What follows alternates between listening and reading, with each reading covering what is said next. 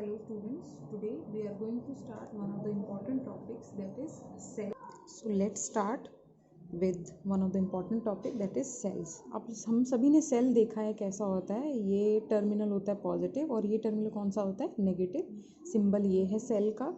Sales की grouping इस तरीके से की जाती है जिसको हम आगे पढ़ेंगे। सेल एक डिवाइस है जो करंट को प्रोड्यूस करता है। अब इस सेल से रिलेटेड हम पैरामीटर्स पढ़ेंगे। सबसे इम्पॉर्टेंट और फर्स्ट पैरामीटर है कि सेल हमेशा एक रेजिस्टेंस ऑफर करता है और उस रेजिस्टेंस का नाम है इंटरनल रेजिस्टेंस, जिसको हम स्मॉल आर से डिनोट करते हैं। It is the resistance offered by the electrolyte and electrodes of cell, किसको, to the flow of current, इसीलिए उसको नाम दिया जाता है इंटरनल।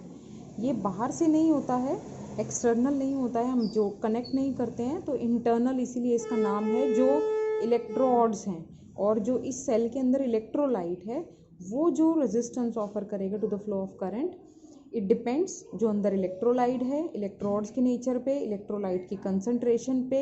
कि केमिस्ट्री में ये पढ़ा है आपने ये टॉपिक, एरिया ऑफ इलेक्ट्रोड्स, जो इलेक्ट्रोलाइट में कितने इमर्स्ड है, मतलब डिप्ड हैं। इसके बाद ये और किस पे डिपेंड करता है, टेम्परेचर ऑफ इलेक्ट्रोलाइट पे, क्योंकि आपको पता है रेजिस्टेंस और किस पे डिपेंड करता है, टेम्परेचर पे। तो यहाँ टेम्परेचर किसका पता होना चाहिए, इलेक्ट्रोलाइट का। नेक्स्ट इज ईएमएफ, इसको फुल फॉर्म बोलेंगे हम, इलेक्ट्रोमोटिव फोर्स ऑफ सेल। क्या होती है, जैसे आप मान लीजिए कोई भी इन्वर्टर या बैटरी परचेज करके लाते हो, तो ईएमएफ ऑफ अ सेल कैसे डिफाइन करेंगे, work done by the cell in flowing unit charge in complete circuit. या फिर कि जब मान लो ये सर्किट है, अभी ये सर्किट ओपन है, ओपन का आपको पता है सिंबल कैसे बनाते हैं हम, अगर ये मेरी की है तो यहाँ डॉट नहीं लगा होगा तो ये कैसा सर्किट होगा, ओपन सर्किट होगा। तो दैट मीन्स जब सर्किट में कोई भी करंट फ्लो नहीं करेगा तो जो वो बैटरी पोटेंशियल दे सकती है उसको हम बोलेंगे ईएमएफ ऑफ अ सेल। इसको मैं प्रैक्टिकल एग्जांपल से समझाती हूँ। कैसे समझेंगे इसको, कि अगर मैं एक नई बैटरी खरीद कर लाती हूँ और मैंने अभी उस बैटरी को यूज़ करना स्टार्ट नहीं किया है, तो वो क्या कहलाएगी, ईएमएफ ऑफ सेल। फिर जब हम बैटरी को यूज़ करना स्टार्ट कर देते हैं तो वो ईएमएफ नहीं कहलाता, फिर क्या कहलाएगा, टर्मिनल पोटेंशियल डिफरेंस। क्या कहेंगे हम उसको, terminal potential difference. Terminal potential difference कैसे डिफाइन करेंगे, देखिए लिखा हुआ है, when the current is drawn from the cell, या फिर सर्किट कैसा होगा, इसको ध्यान रखेंगे, क्लोज। ओपन सर्किट है तो ईएमएफ होगा और क्लोज सर्किट है तो हम उसको किससे डिनोट करेंगे, टीपीडी का फुल फॉर्म है टर्मिनल पोटेंशियल डिफरेंस। देखिए अब इसको समझें, एक सेल, इस सेल का इंटरनल रेजिस्टेंस हम ऐसे अलग से दिखाते हैं, या इसको हम ऐसे भी दिखा सकते हैं, E, R भी लिख सकते हैं इस सेल को, कि इस सेल का ईएमएफ है E और इसका इंटरनल रेजिस्टेंस है स्मॉल r। क्लोज करेंगे तो टर्मिनल पोटेंशियल डिफरेंस आएगा, की बोलते हैं इसको, स्विच भी बोल सकते हैं, ये एक्सटर्नल रेजिस्टर होता है। तो जो वोल्ट मीटर रीडिंग पढ़ेगा, यहाँ इसके अक्रॉस वोल्ट मीटर हम लगाएंगे तो वोल्ट मीटर जो रीडिंग पड़ेगा वो टीपीडी होगा।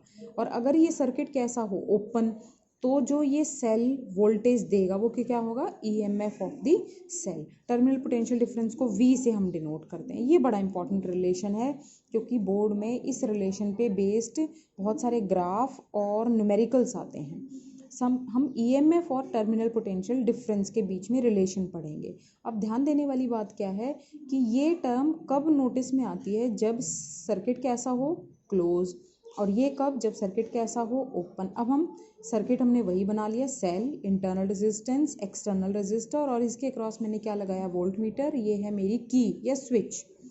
चलें, टोटल रेजिस्टेंस कितना हो गया सर्किट में, चेक करो, ये आर और ये आर पैरेलल में नहीं है, सीरीज में, क्योंकि करंट जब यहाँ पॉजिटिव टर्मिनल से चलेगा तो एक ही रास्ता है उसके पास जाने के लिए, equivalent resistance R plus R।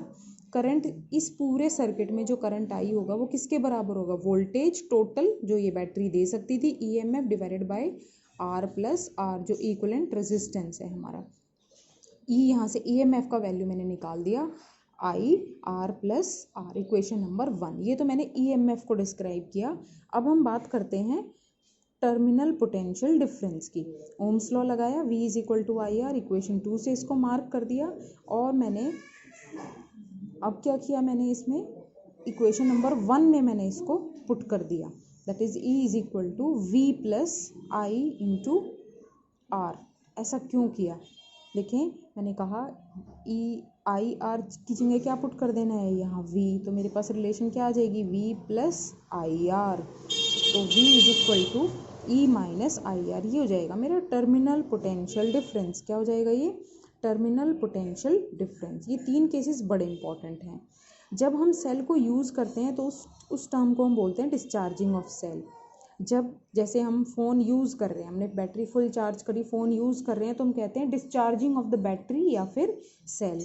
और अगर हमारी बैटरी डिस्चार्ज हो गई है, ख़त्म हो गई, हम कहते हैं ना बैटरी फ़ोन चार्जिंग लगानी है, तो चार्जिंग के टाइम जो टर्मिनल पोटेंशियल डिफरेंस है, ध्यान रखेंगे ये 1 मार्क में दोनों ही क्वेश्चंस आते हैं कि चार्जिंग के टाइम तो टर्मिनल पोटेंशियल डिफरेंस ई से ज़्यादा होगा, और डिस्चार्जिंग जब सेल यूज़ हो रहा होगा तो V की वैल्यू E से क्या होगी? लेस होगी। और ओपन सर्किट में जब करंट ही फ्लो नहीं कर रहा होगा तो हमेशा V की वैल्यू E के बराबर होगी। ग्राफ्स हैं, ये ग्राफ्स देखें आप बहुत ध्यान से, ये ग्राफ्स जो हैं वो पेपर में आते हैं।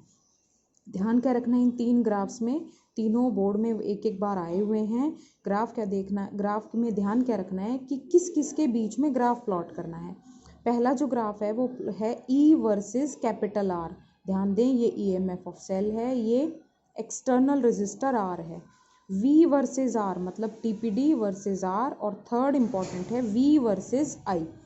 चलिए देखें अब E वर्सेस R, ये ध्यान रखेंगे। मैं एक बैटरी खरीद कर लाई, अब उस बैटरी को मैं किस डिवाइस के साथ लगा रही हूँ, उस डिवाइस के रेजिस्टेंस पर ये डिपेंड नहीं करता है, क्योंकि मैं बैटरी जितने भी वोल्ट की खरीद कर लाई, जितने भी EMF की खरीद कर लाई, वो इस आर के इंडिपेंडेंट। इसलिए ग्राफ कैसा है? एक बड़ा आसान ग्राफ है, straight line parallel to resistance axis. Resistance बढ़ा रहे हो, ई पर कोई इफेक्ट नहीं आएगा। दूसरा जो ग्राफ है वो है V वर्सेस कैपिटल R। अब देखें V वर्सेस कैपिटल R में मुझे मैथमेटिक्स देखें इसकी, पहले मैथमेटिक्स के लिए फोकस करें। इक्वेशन लगाई ओम्स लॉ की, V is equal to I into capital R। I का वैल्यू ऊपर निकाला था, ये पुट कर दिया मैंने। तो V वाई एक्सिस पर रखना है और एक्स एक्सिस पर क्या रखना है? R। तो एक्स एक्सिस वाला राइट साइड में रख लिया, लेफ्ट में V रख लिया। अब हम 3 केसेस के 3 पॉइंट्स पर वैल्यू निकालेंगे। मैथ्स के स्टूडेंट के लिए ये आसान रहेगा। 3 पॉइंट्स पर इसकी वैल्यू निकालते हैं हम। R अगर 0 हो, R 0 मतलब यहाँ पर R अगर 0 हो तो V की वैल्यू क्या आएगी? 0। पुट करके देख लेना यहाँ। 0 1/0 infinity, 1 plus infinity infinity, anything by infinity is 0। तो V की वैल्यू क्या आई? 0। सेकंड बड़ी आसान सी चीज़ लेते हैं, और बहुत ज़्यादा कर दें, मतलब कितना? इन्फानाइट। अगर मैं R को इन्फिनिटी पुट करती हूँ, कैपिटल R की बात हो रही है, ये 1/इन्फिनिटी मतलब 0, 1 प्लस 0 मतलब 1। तो V की वैल्यू किसके बराबर? E। ध्यान दें इस बात पे। एक बीच में पॉइंट और निकाल लिया। कौन सा पॉइंट? कि कैपिटल R की वैल्यू किसके बराबर हो? Small r। तो कैलकुलेट करेंगे ना अगर हम, यहाँ क्या वैल्यू आएगी? V is equal to E by 1 plus 1 मतलब 2। V की वैल्यू कितनी आ जाएगी? E by 2। इन 3 पॉइंट से, पहला पॉइंट और फिर इन्फिनिटी। इन्फिनिटी किसकी वैल्यू? इन्फिनिटी पर V is equal to E। तो इस एक्सिस पर मैंने V प्लॉट किया है। मैक्सिमम V की कितनी वैल्यू हो सकती है? E। उससे कम ही कम है ना सारी वैल्यूज़। एक बार 0 है, फिर E बाई 2 है, फिर मैक्सिमम कितनी है? E। तो इन्फिनिटी मतलब अगर यहाँ पर लगभग, तो इसकी वैल्यू V की कितनी हो जाएगी? E हो जाएगी। और दोनों प्लॉट्स को हमने कर लिया। तो जब भी आप इस ग्राफ को करेंगे तो ध्यान क्या रखना है, आपने ये मैथमेटिक्स साथ में लिखनी है, सॉल्व करनी है। चलिए नेक्स्ट थर्ड ग्राफ है V वर्सेस I। तो V वर्सेस I की इक्वेशन हमने यहाँ पढ़ी थी अभी, ये रही, यही वाली। अब देखें V वर्सेस I की, अगर मैं इस इक्वेशन को देखूँ, क्या ये स्ट्रेट लाइन की दिख रही है? V लिया y एक्सिस पर, y is equal to mx plus c। तो मैंने इसको लिखा कैसे? मैंने इसी इक्वेशन को लिख दिया v is equal to minus I R plus E. कैसे लिखा इसको? Minus I R plus C, ताकि ये इक्वेशन इस फॉर्म में आए। स्लोप कैसा आ रहा है? नेगेटिव, मतलब ग्राफ का स्लोप नेगेटिव आएगा भाई। और स्लोप आएगा कितना बताएं? ये तो इंटरसेप्ट है, ई तो क्या है? इंटरसेप्ट। स्लोप आएगा कितना? Slope is equal to E by I. Slope किसके बराबर आएगा? E by I. I hope it is clear. M X plus C, क्योंकि एक्स एक्सिस पर तो हमने क्या लिया है? आई। तो स्लोप क्या आएगा? Internal resistance. स्लोप इसका किसके बराबर आएगा? इंटरनल रेजिस्टेंस के बराबर आएगा। यानी वी आई ग्राफ का स्लोप, इस वी आई ग्राफ का अगर स्लोप पूछा जाए सिग्निफिकेंस, तो वो किसको देगा? हमें क्या देगा? हमें इंटरनल। नेक्स्ट इज, जैसे हमने ग्रुपिंग पढ़ी थी रेजिस्टर्स की, कैपेसिटर्स की, ऐसे ही हमने ग्रुपिंग पढ़नी है सेल्स की। सेल्स की दो ग्रुपिंग है, सीरीज और दूसरी कौन सी ग्रुपिंग है, पैरेलल। दोनों ही बड़ी इंपॉर्टेंट हैं। सीरीज की ग्रुपिंग से हम बनाते हैं बैटरी, जैसे कार में हम बैटरी यूज़ करते हैं ना, ये कार में लगा रखी है बैटरी, ऐसे सीरीज में हम ग्रुपिंग करेंगे सेल्स को। ये देखें यहाँ पर भी सेल्स को पॉजिटिव नेगेटिव, फिर पॉजिटिव, फिर नेगेटिव, फिर पॉजिटिव, फिर नेगेटिव, ये सिंबॉलिक फॉर्म में दिखा दिया।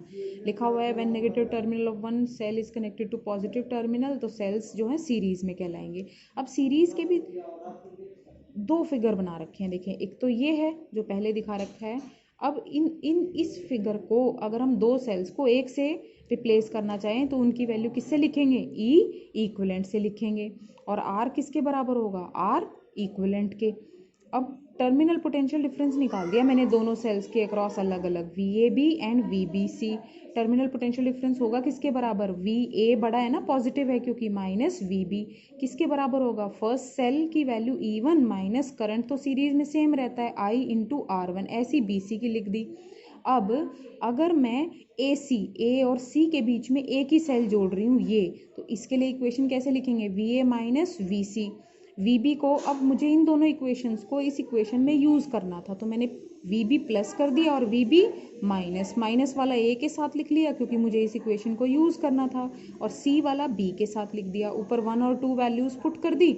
अब E1 और E2 एक ब्रैकेट में, minus I into R1 plus R2, I common आ गया। अब देखें फिगर बी में कहता है कि ये जो है इसके लिए इक्वेशन 3 है, इसका मतलब VAC अगर मैं इसके लिए लिखूंगी तो क्या लिखूंगी, E इक्विवेलेंट माइनस करंट कितना था, वही वाला I, और रेजिस्टेंस कितना है, R इक्विवेलेंट। तो 3 और 4 को बस कंपेयर कर देना है। कंपेयर करते ही इक्विवेलेंट EMF तो आ गया भाई E1 प्लस E2, और इक्विवेलेंट रेजिस्टेंस कितना आ गया, R1 प्लस R2। केसेस देख लेते हैं इसके फटाफट।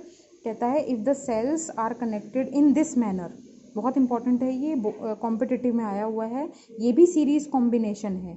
तो equivalent EMF E1 plus E2 की जगह माइनस साइन आ जाएगा, रेजिस्टेंस ऐड होंगे। n सेल्स हैं तो क्या हो जाएगा, equivalent EMF E1 plus E2 plus up till En, और R इक्विवेलेंट भी आपका क्या हो जाएगा। छोटा सा सब केस और ले लेते हैं। अगर सारे सेल्स एक ही जैसे हैं, आइडेंटिकल का मतलब उन सभी का EMF सेम है, उन सभी का रेजिस्टेंस इंटरनल भी सेम है, तो ये वैल्यू आपको ध्यान रखनी है। Next combination is parallel combination. Parallel में आप पहले भी पढ़ चुके हैं, ऐसे अरेंज करते हैं, इस पॉइंट को जंक्शन पॉइंट बोलते हैं। इनकी जगह एक इक्विवेलेंट इस तरीके से रिप्रेजेंट किया जाएगा।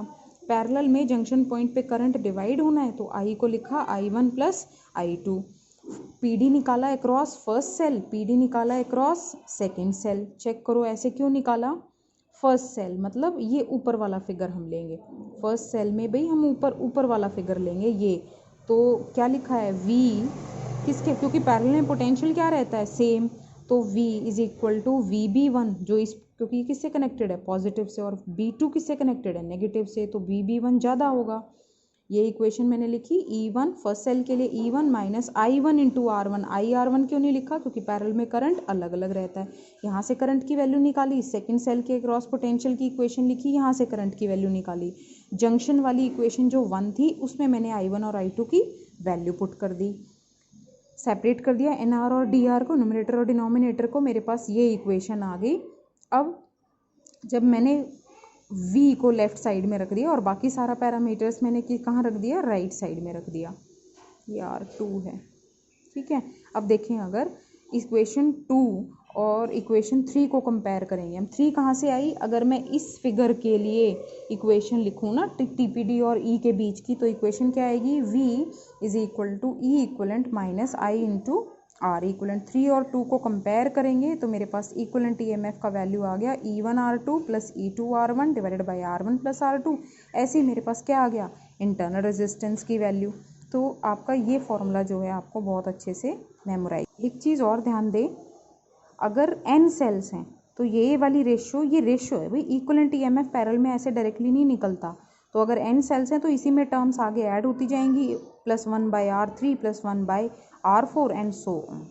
तो इन टॉपिक्स को आप अच्छे से करें।